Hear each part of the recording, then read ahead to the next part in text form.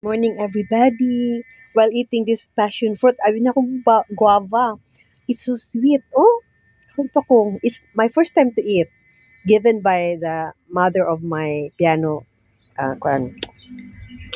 piano student. Anyway, we'll talk about life. Yung tayo pa ay younger, may mga anak tayo, pinapalaki natin, yun in a good way, and that of course we are now in senior citizens at meron na silang mga family. So ang sa atin lang, uh, sila din meron silang mga family na yung pagpapalaki natin sa kanila is yun din ang gagawin nila sa mga anak nila, isn't it? Di ba? So parang we will feel happy, contented na yun na, successful na tayo na ina kasi yung anak natin ginawa niya sa anak niya.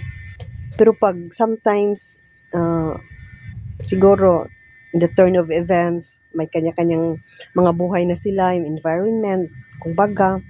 So what we expect from them sometimes will not be the one that, you know, mayroon din silang kanilang mga ways paano. So, ako lang, I have to accept that. Of course, I finished my job tapos na ako as a mother. So, kung meron pa mang ipagawa sa Panginoon sa akin, sa aking mga apo, gagawin ko yun. Pero pag wala na, I have to, kaya I will not live much longer.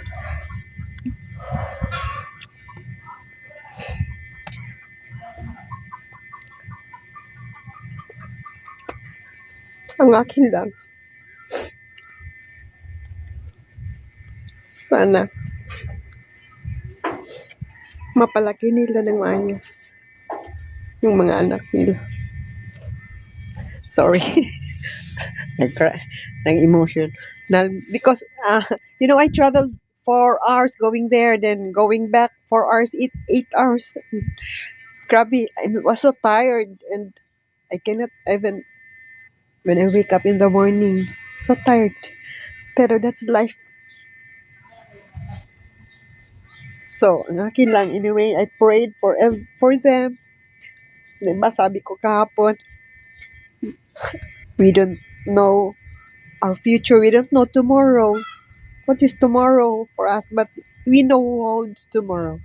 So, yan lang sa akin, by the grace of God, that everything will be the proper perspective of life. And yan lang, bye-bye. Have a nice day, everyone. Sorry.